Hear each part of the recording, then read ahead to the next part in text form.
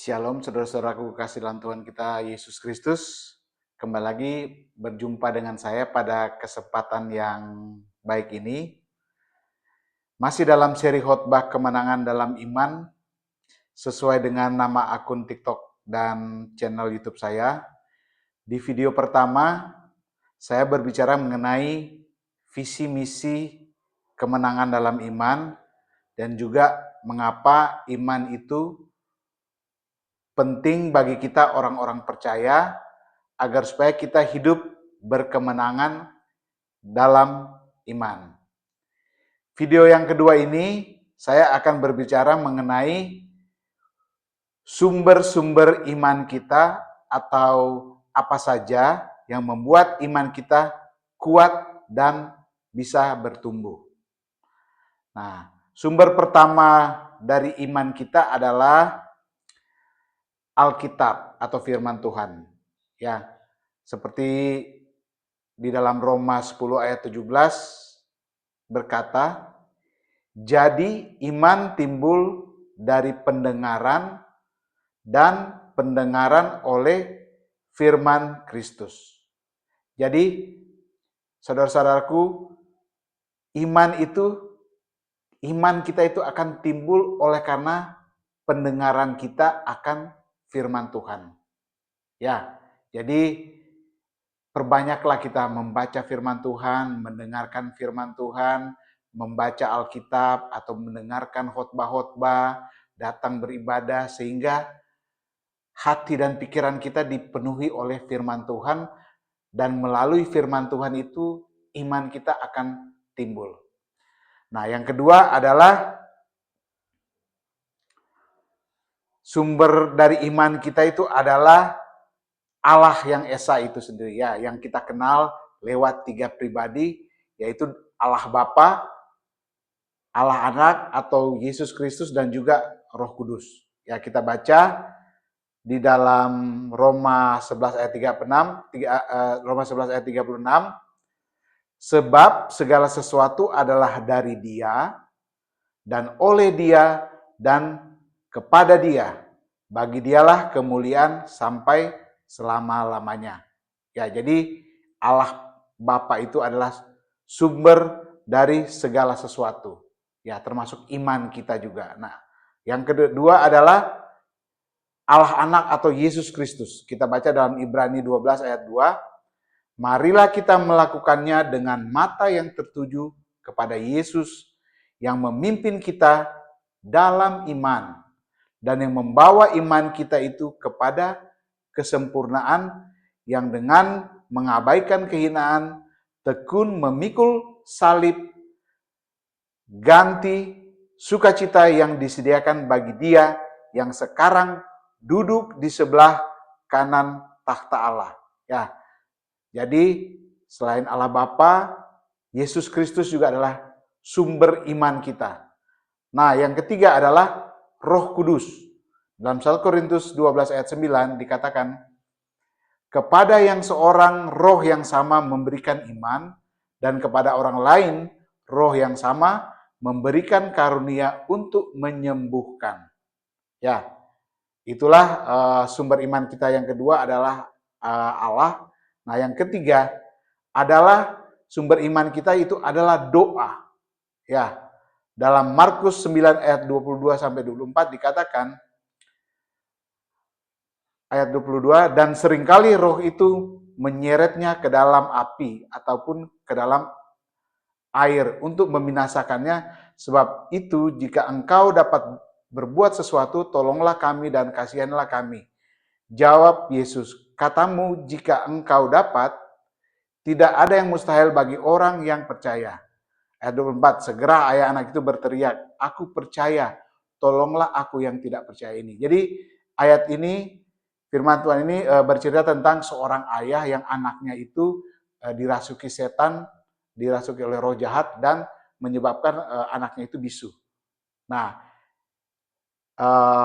di ayat ini dikatakan Bapak itu berbicara kepada Yesus. Dia berkata di sini, jika kamu dapat berbuat sesuatu, tolonglah kami.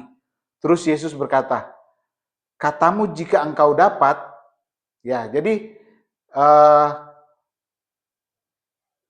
bapak dari anak ini dia belum 100% percaya karena dia masih berbicara jika engkau dapat.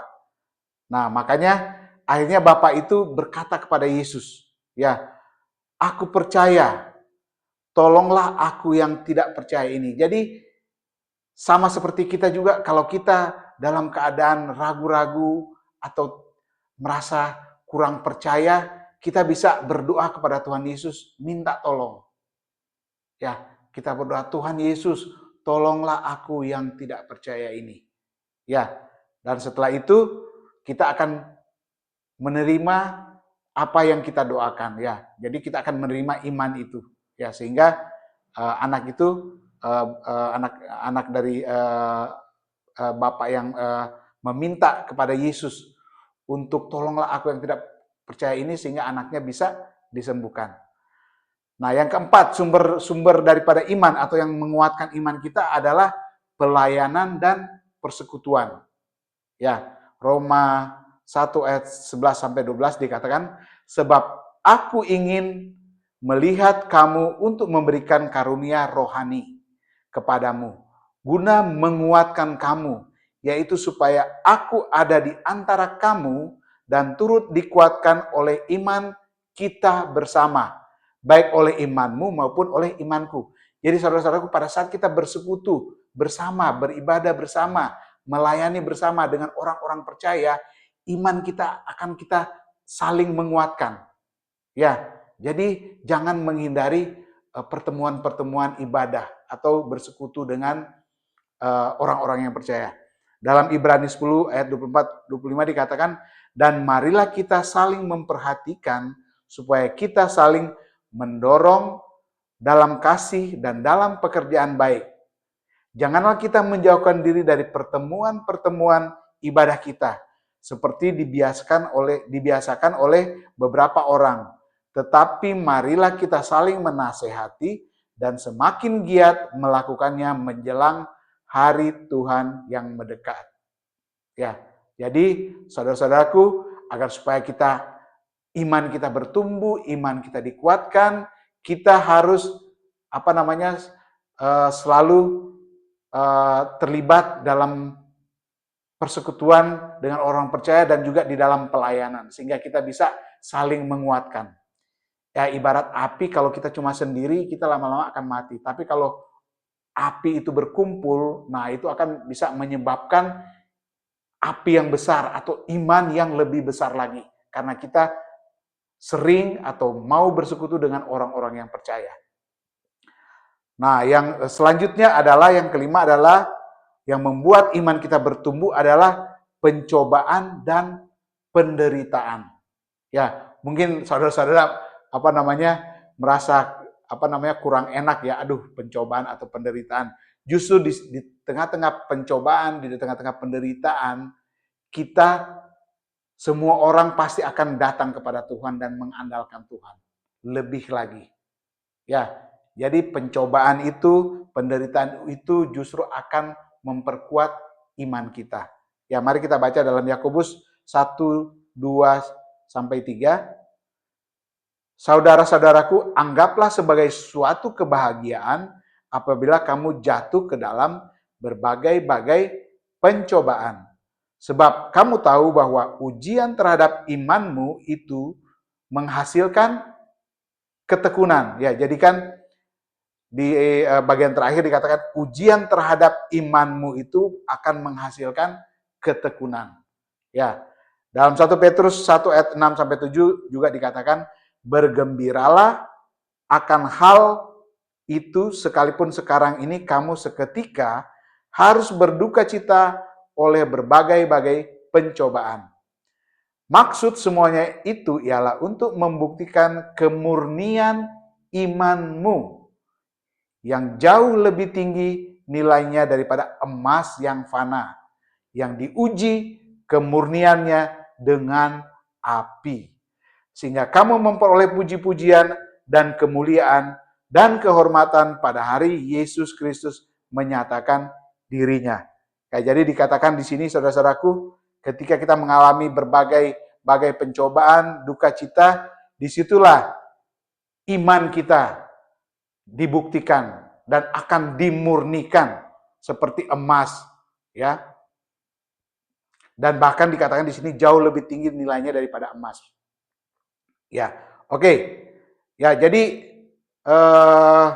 demikianlah ada 5 ya, paling enggak yang saya pelajari sumber-sumber iman kita, dan kiranya ini boleh menjadi berkat buat saudara dan saya.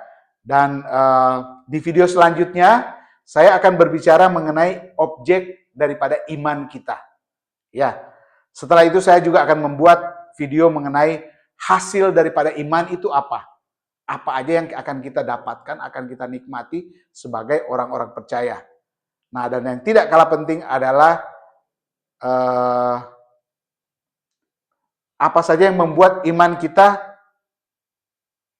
bisa lemah atau goyah, atau yang bisa kita bisa kehilangan iman kita.